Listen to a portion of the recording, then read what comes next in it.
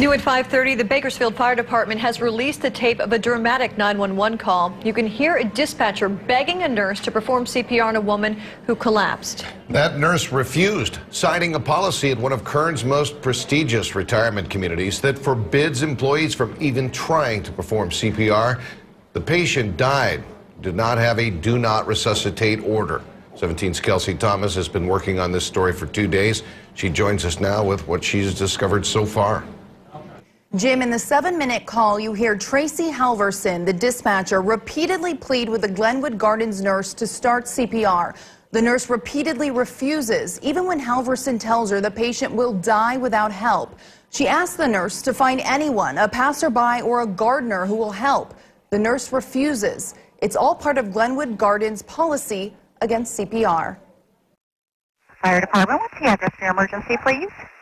Yes, we need someone out at Glenwood Gardens as soon as possible. There's a lady that looks like she fainted or had a heart problem. What is the address? It's 11:07 Tuesday morning. 87-year-old Lorraine Bayless has collapsed in the dining room at Glenwood Gardens. She's unconscious and barely breathing. Fire and ambulance crews are on the way. It takes about 4 minutes of question and answer for Tracy Halverson, the dispatcher, to assess the situation. We need to get CPR started. That's not enough. Okay. Yeah, we can't do CPR. Okay, then hand the phone to the passerby. If you can't do it, I need to hand it to the passerby. I'll have her do it. Or if you've got any citizens there, I'll have them. No. Anybody there can do CPR. Give them the phone, please. I understand if your facility is not willing to do that, give the phone to that passerby, that stranger that had that dent. This woman's not breathing enough. She's going to die if we don't get this started. Do you understand? I understand. Okay. I am a nurse, but I cannot have our other senior citizens who don't know CPR. I will instruct them. We're in a dining room. I will instruct them. Is there anyone there who's willing? Okay. I don't understand why you're not willing to help this patient. I am. Okay, great. Then I'll walk you through it all. EMS takes the liability for this, Colleen. I'm happy to help you. Okay. This is EMS protocol. Okay. Yeah. Right away. I don't know where he is, but he's yelling at me and saying that we have to have one of our other residents perform CPR until instruct, and I'm not going to do that. And make that call.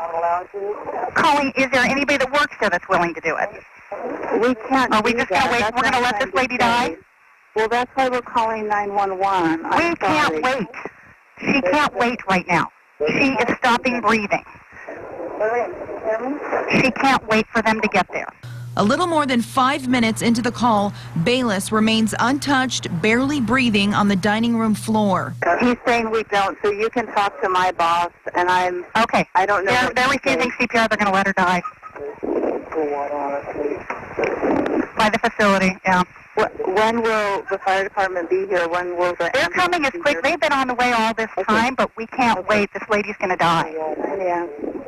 Okay. Well, then, if you get anybody, any stranger that happens to walk by that's willing to help, I understand if your boss is telling you can't do it. Yeah. But if there's any, as a human being, I don't, is there anybody that's willing to help this lady and not let her die? Not at this time.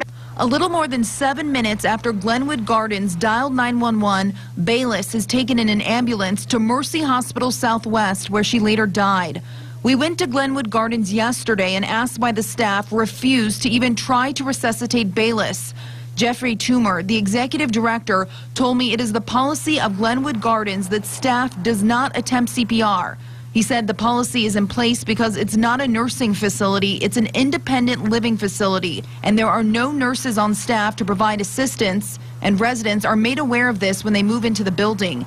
Yet there was a nurse on scene after Bayless collapsed. Toomer wouldn't explain that. He issued a statement that said in part, "In the event of a health emergency at this independent living community, our practice is to immediately call emergency medical personnel for assistance and to wait with the individual needing attention until such personnel arrives. That is the protocol we followed. As with any incident involving a resident, we will conduct a thorough internal review of this matter, but we have no further comments at this time." Toomer wouldn't give me a copy of the facility's policy. He said the staff is supposed to call for assistance during an emergency, and that's exactly what they did. We also spoke today with Bayless's daughter. She said she is a nurse and she remains satisfied with the care her mother received at Glenwood Gardens. I'm Kelsey Thomas, 17 News.